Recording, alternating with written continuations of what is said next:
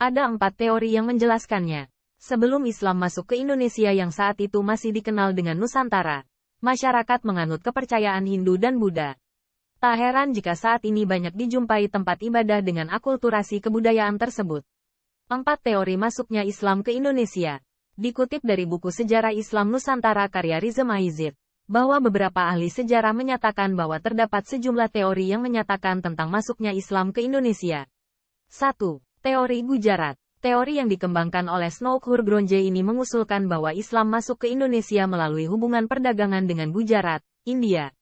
Pedagang Muslim Gujarat berperan dalam membawa ajaran Islam dan memperkenalkannya kepada masyarakat Indonesia. Hubungan perdagangan ini menjadikan pelabuhan-pelabuhan di pesisir barat Sumatera sebagai titik awal penyebaran Islam. 2. Teori Makkah, Arabia. Teori yang dikemukakan oleh para sejarawan barat, Van Leer, T.W. Arnold, Crawford, Nieman, dan De Hollander, ini menghubungkan masuknya Islam ke Indonesia dengan pusat Islam di Makkah.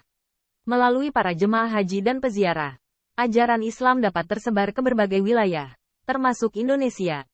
Orang-orang yang kembali dari perjalanan religius ini membawa ajaran Islam bersama mereka.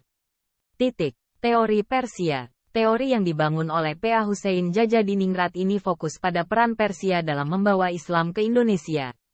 Pedagang Persia yang berlayar melintasi jalur perdagangan maritim membawa tidak hanya barang dagangan, tetapi juga ajaran Islam. Hubungan perdagangan dan kebudayaan antara Persia dan Indonesia menjadi jembatan bagi penyebaran Islam. 4. Teori Tiongkok.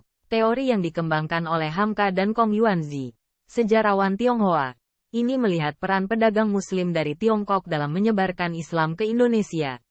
Jalur perdagangan maritim antara Tiongkok dan Indonesia menjadi sarana penyebaran ajaran Islam. Para pedagang Tiongkok membawa ajaran agama ini bersama barang dagangan mereka. Kapan Islam masuk ke Indonesia?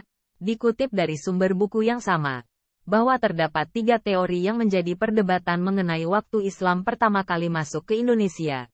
Teori tersebut antara lain. Abad ke-7. Sejarah mencatat bahwa Islam pertama kali masuk ke Indonesia pada abad ke-7 Masehi. Perdagangan maritim menjadi jalur utama penyebaran agama ini. Pedagang-pedagang Muslim dari berbagai wilayah, seperti Gujarat, India, dan Timur Tengah, datang ke pelabuhan-pelabuhan Indonesia membawa bersamaan ajaran Islam. Abad ke-11. Tidak terdapat bukti yang konkret mengenai teori ini. Namun para ilmuwan memiliki bukti sebagai pendukung teori ini, yaitu ditemukannya nisan Fatimah binti Maimun yang tertera tahun 1082. Mereka juga menemukan jimat yang terdapat tulisan, "Demi Allah, Muhammad," yang diperkirakan dari abad ke-19 atau ke-11. Abad ke-13. Pada abad ke-13 Masehi, pengaruh Islam semakin mendalam di wilayah pesisir utara Sumatera dan Jawa. Kerajaan-kerajaan Islam seperti Samudra Pasai di Aceh dan Kerajaan Demak di Jawa muncul sebagai pusat-pusat penyebaran agama dan kebudayaan Islam. Pada masa ini, interaksi budaya dan perdagangan semakin membuka pintu bagi Islam untuk tumbuh. Media penyebaran Islam di Indonesia. Dikutip dari buku Sejarah Masyarakat Islam Indonesia karya Sarkawi B. Husain, bahwa terdapat beberapa media yang menjadi perantara dalam penyebaran Islam di Indonesia, yaitu 1.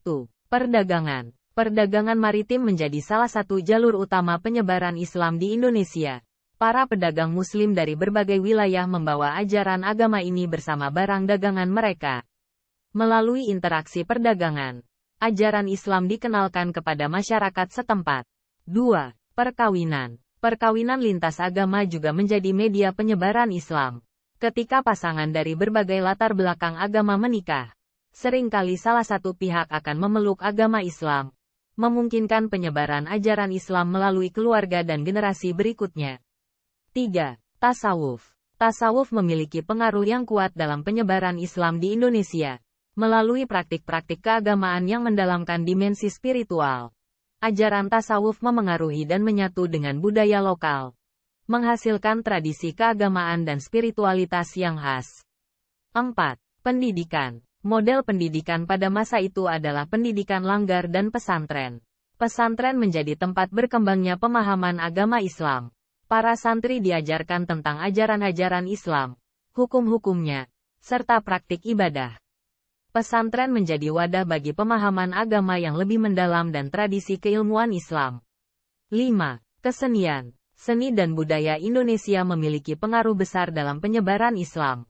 Seni ukir pada masjid, seni rupa, musik, dan tarian mencerminkan nilai-nilai agama dan mendalami pemahaman keagamaan. Seni ini menjadi bentuk ekspresi budaya yang mengangkat ajaran Islam. 6. Politik. Media politik juga memiliki peran dalam penyebaran Islam. Penguasa-penguasa dan pemimpin lokal yang memeluk Islam memainkan peran penting dalam memperkenalkan ajaran ini kepada masyarakat. Keputusan politik yang didasarkan pada prinsip-prinsip agama juga membentuk identitas Islam di masyarakat.